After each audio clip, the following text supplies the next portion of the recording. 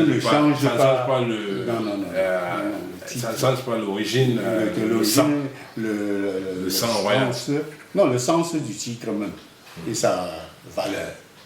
Qu'on soit à Babouné, qu'on soit à Bafang, quel que soit là où on se trouve, le titre reste le même. Donc le problème qui s'est posé, c'est tout simplement parce que quelqu'un qui n'avait pas n'en avait pas le droit, s'en est accaparé. Il a payé de sa vie, c'est tout. Et ça a perturbé la continuité de la dynastie dans la même concession. Parce que papa étant le 5e, était à l'extérieur, c'est-à-dire à Babouné au lieu d'être à Bafang. C'est comme le Lion King. Je ne sais pas si tu as vu le film Lion King, là où il y a un roi qui meurt, puis son fils il est très jeune, et puis il y a l'oncle qui vient prendre le pouvoir. Et ce qu'il fait, l'oncle, il fait exiler l'enfant. Il essaie même de le tuer parce que s'il tue l'enfant, donc c'est exactement ce qui se passe. Donc ça fait que le trône va maintenant dans sa lignée à lui. Mais il ne réussit pas, l'enfant est protégé, et puis l'enfant revient maintenant, il clame le trône, il dégage l'oncle, il tue l'oncle. C'est ça. Et ça dégage. La seule différence, c'est que l'oncle, ayant pris le titre, fait partie des gens qui ont succédé, même si sa succession était, comment je vais dire, usurpée. Voilà. Donc c'est exactement la même chose. Et il y a un truc similaire aussi, ce qui s'est passé avec le Dalai Lama. Quand il était tout jeune, il est mort quand il avait 6 ans, il a exhibé le Tibet, et puis les Chinois ont cherché à le tuer. Nous, on a il a essayé de revenir. Donc tu vois, c'est la même chose. L'histoire de notre dynastie, c'est exactement la même chose. Exactement. Alors, le problème qui se pose actuellement, c'est que les ancêtres ont dit qu'ils ne veulent plus être en exil. Puisque papa, quand il s'est installé dans cette nouvelle concession, n'ayant pas été accepté son petit frère, même quand son petit frère est mort, il est resté à Babouné. Il n'est pas rentré à Bafang pour assumer pour sa vie, pour s'occuper de la concession. Donc il aurait dû prendre cette opportunité là pour rentrer. Alors, ce qu'il a fait, comme la concession de Babouné est beaucoup plus importante et que c'est lui qui a créé, tu vois, il y est tellement attaché que pour lui, il voulait être Babouné. C'est ainsi qu'il est allé à Bakouchi, à Bafang, et récupérer toutes les reliques de ses ancêtres pour amener à Babouné. Tu vois? Et les ancêtres ont été encore plus furieux parce que c'est comme si on les expatriait définitivement. Oui, on les expatriait définitivement. Alors que là-bas, ils ne sont pas chez eux. Ils sont à Bafang chez eux, où ils sont nés, où ils ont grandi, où ils ont créé pendant 200 ans. Et maintenant, on vient, on les enlève, et puis donc, ils n'ont pas accepté ça. Et ça a donc créé, comme je vous dis là, beaucoup de problèmes. À partir de ce moment-là, beaucoup de problèmes, papa a eu des problèmes. Même quand on l'arrête, on le met en prison, il perd tous ses biens, on le fusille, tout ça, ça provient de tout ça là, parce qu'on voulait à tout prix qu'il remette les choses à la place. Mais bon, comme il est têtu, il n'a jamais fait ça. Et quand maintenant j'arrive, la situation est très difficile. Mais ce n'est que petit à petit qu'on arrive à m'informer. Parce que moi, quand j'étais jeune, je ne savais pas qu'il y avait une situation comme ça. Là. Donc c'est petit à petit qu'après les recherches et des aides de toutes parts, j'ai réussi à retracer toute la lignée et les conditions pour faire en sorte que la dynastie revienne en harmonie. Et déclencher l'opération de la réhabilitation, de la restauration de la concession mère, de manière à faire en sorte que les ancêtres soient tranquilles et ne nous en veuillent pas. Et pour ce faire, comme la concession à Bakoutché est complètement abandonnée. Depuis la mort de l'autre, de mon oncle et puis de son le petit frère de papa. Les Émile, tout ça, n'ont jamais rien fait là-dedans. La case que leur papa a laissée est en ruine. Donc, première opération, il faut qu'on aille construire ce qu'on appelle la case des reliques, de manière à transférer toutes les reliques qu'on a déplacées, les remettre à leur place, là où ils ont toujours été, et là où ils doivent être pour toujours. Ça, c'est l'opération fondamentale. Une fois qu'on a fait ça, il y a les lieux sacrés qui sont pleins là-bas. Bon, je suis allé déjà essayer d'assainir cela.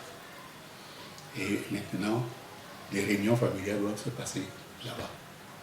Donc il faut faire une case comme tu as vu le plan que j'ai fait là, une case une salle de réunion pour tenir désormais les réunions familiales que j'ai toujours tenues à Babouné, dans la case que j'ai faite à ce propos à Babouné. Mais une fois qu'on aura déménagé tout ça, il n'y aura plus de raison. Bon, on peut le faire, mais ce sera peut-être, j'avais même prévu que ça va se faire alternativement dans les deux concessions. Puisque c'est quand même notre patrimoine. Je pense que ce serait juste logique de le faire. Voilà. Et dans la même lancée, j'ai prévu, comme les deux concessions ne sont pas loin l'une de l'autre, qu'on puisse les relier par une route. Et c'est pour ça que je te disais hier, je disais même à Rocher, qu'à partir de la mission de celle-là, dès qu'on arrive à la mission, on descend, il y a un cimetière là, qui était le cimetière de la mission de l'époque. Nous, de là, on partait à pied pour arriver à la concession à Bakoché. Ça doit faire 1500 mètres, pas plus. Donc, c'est possible qu'on ouvre cette voie-là, de manière que quand on est à Bakoché, on peut partir de là en voiture, on arrive à Bakoché et vice-versa. Et bon, donc voilà le schéma de la chose. Bon, s'il faut parler des différentes démarches, comment je vais dire, de la famille, ce que j'ai dit là, c'est la famille, la dynastie même. Mais quand on arrive à notre père... C'est qui est resté à Bafang. Oui, non, c'est fini là. Quand on arrive maintenant à notre père, ton grand-père, maintenant, il faut qu'on parle quand même de lui, puisque c'est lui qui est le plus proche. Lui. Avant que tu ne parles du grand-père, et qu'est-ce que c'est... Bon, oui, si tu as des questions. Qu'est-ce que l'autre dynastie est devenue? Parce que je comprends bien que celle du grand-père est devenue Zoya. Mais quelle autre la continuité de Bafang. Le royaume Bafang. Oui. Mais après le père de papa Émile, c'est qui? Non, ça, tu n'as pas compris. Hein? Tu n'as pas compris. Je croyais qu'il allait parler de la dynastie des rois Bafang. Oui, parce qu'il y a la dynastie Luako. Oh non, ça c'est la dynastie que tu as donnée, qui a été créée en 1600. Non, ça c'est la...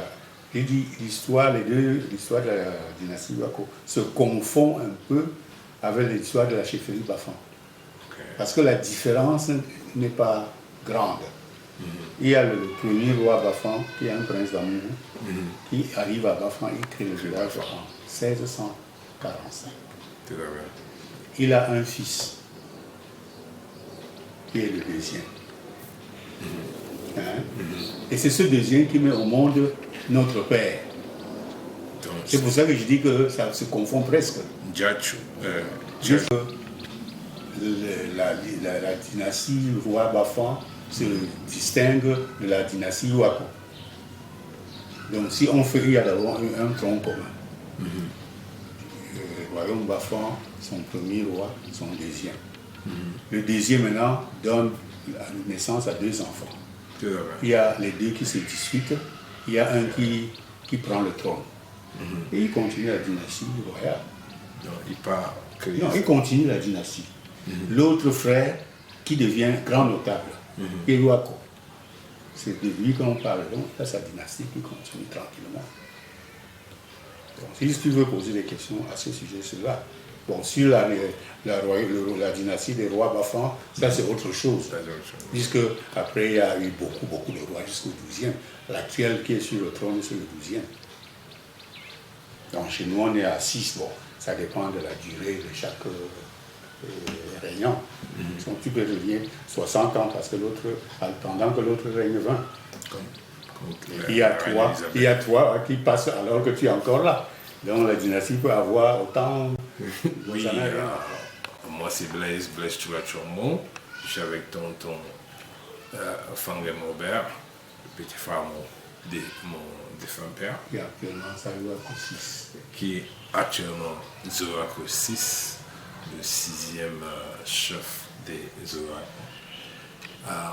Nous avons fait la première vidéo, là où on parlait de la dynastie des Zoako. Et donc il est le 6e chef de cette dynastie. Et là maintenant, nous allons parler de mon grand-père, son papa, et comment il a grandi. Et voilà, je passe la parole à notre oncle. Aujourd'hui, c'est nous sommes aujourd'hui le 03-04-2017. Nous sommes à Bonabéry, chez tonton Robert. Vas-y, à toi, tonton. Mon père, je crois mon Bernard, est né pratiquement d'après les reconstitutions de l'histoire de 1915. Et quelques années après sa naissance, son père meurt. Et son oncle, Papa Nkoyako, vient récupérer leur concession et prend sa maman en breuvage avec qui il fait des petits frères à mon père qui sont Toucho et Fancy, le père Rémi et puis notre grand. Bon, ça on a déjà expliqué ça dans la première partie, je voulais introduire ça. Mon père est donc, sa maman s'appelle Ngale, qui est la fille de Nzekenge, un grand notable toujours à Babouné. Et la grand-mère de mon grand-père, de mon père, c'est la maman de Mami Ngale, c'est Mofo Chonge, elle s'appelle Chonge, qui est la grand-mère maternelle de papa. Voilà.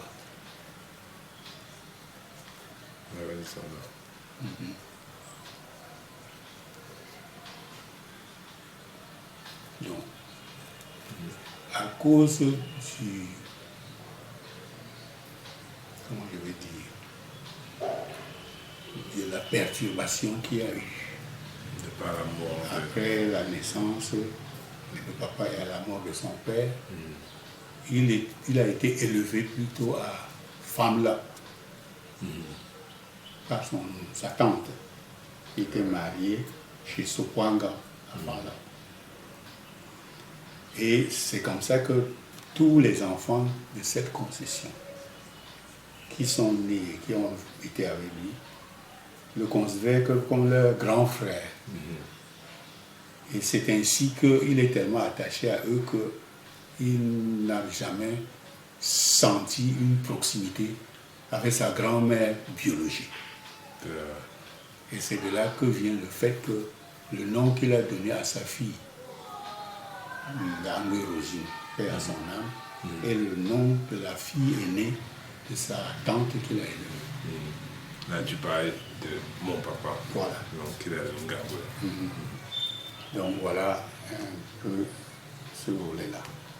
Maintenant, parlant du grand-père lui-même, c'est quelqu'un qui a eu 3 femmes. Il a eu 3 épouses.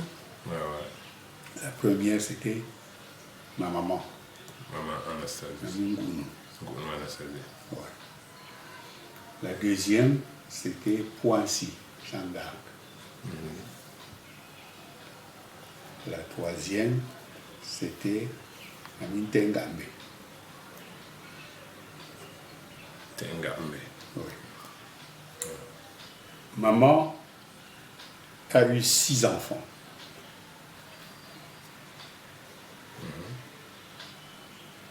Choula, Charles, Franck Franck et Robert, Théodore. et ça Théodore.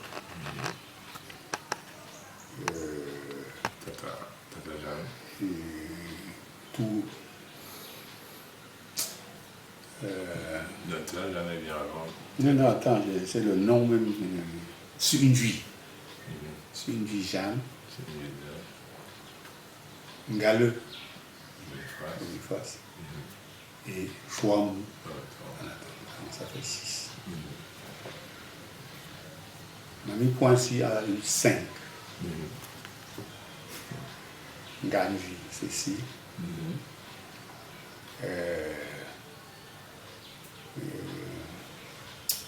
Le titre, c'est encore quoi là?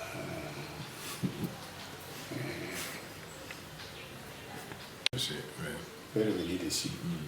Après Clotilde, c'est Bobby Marie-Louise. Après Bobby Marie-Louise, c'est Trapi Pauline. Et le dernier, c'est Franck Joseph. C'est qu'un encore. Alors voilà, c'est 2 tout Clotilde. Voilà. Deux Clotilde. La deuxième de Mamie Tengambe a eu 4 enfants. La première, c'est Gallo Geneviève, parce qu'il a déjà 2 fois le nom de sa mère. Gallo Geneviève. Après, il y a Chong et Yvonne. Chong, c'est sa grand-mère. La maman de Mamie Gallo, je crois que j'ai donné son nom. Chong et Yvonne. Après Chong, il y a Femme Dieudonné. Et enfin, il y a Ngam-le-Duc. Ça fait 4. Donc, si tu fais le compte, ça fait 15. Parce que maman ici, c'est mamie chose 5, ça fait 11, et 4, ça fait 15. Donc, papa a eu 15 enfants. Bon, de ces 15 enfants, je ne sais plus, il y en a plein. Moi, j'en ai eu 4, mon frère en a eu 10, et ainsi de suite. Bon, je ne connais pas les statistiques. Non, ton frère, il en a eu 12. Ah bon, voilà. Donc, 10 officiellement. Et 2 officiels. autres, Dimitri et oui, ça la dernière. Yoako et l'autre, non? Ouais, Yoako, c'est le garçon. Et puis sa sœur, qui est la dernière, parce qu'il a eu quand il avait 62 ans. Donc, je ne sais pas, j'ai oublié son nom. Voilà. Donc, ces statistiques-là, c'est vous qui allez faire ça. Ça sont les connus, quoi. Voilà. Peut-être qu'il y en aura d'autres. Ils sont la bienvenue. Bon. Si tu as des questions, parce que je crois que moi, ça c'est au niveau du nombre d'enfants que papa a eu. Et puis tu nous as parlé un peu de son enfance. Son père, Fangem, est mort quand il avait 2 ans. Et c'est comme ça qu'il a pu perdre sa dynastie de par le fait qu'un de ses oncles s'est mis à approprier. Oui, s'en est approprié. Mais quand même. Et puis, il est quand même revenu pour la récupérer. Il a essayé tant qu'il pouvait, quoi. Oui, il a récupéré finalement. Et il a récupéré finalement. Puisqu'il est le 5e. Ok, fair enough. Non, c'est-à-dire que son oncle, quand il est venu, comment on l'a frappé? Le siège est resté vacant jusqu'à ce que papa atteigne la majorité et récupérer son trône. Donc il n'a pas perdu. Non? Ah bon? Ok. Non. All right. Je dis qu'on le classe, c'est-à-dire on le cite. On cite mon oncle, on cite le nom de papa dans la lignée parce qu'il a quand même pris le trône. Mais sinon, c'est papa qui devait être là où il était. C'est papa qui devait être 5e. Mais comme il a pris la place, bon, on ne peut pas faire, comment on appelle ça, faire comme si de rien ne s'était passé. Parce que pour l'histoire, on doit toujours citer les gens qui ont été à la tête de la dynastie. Donc, et je me suis aperçu que cette dynastie, en quelque sorte, c'est venu d'un prince, du prince Bafan qui s'était un peu battu avec son frère, mais bon, il n'avait pu avoir le pouvoir.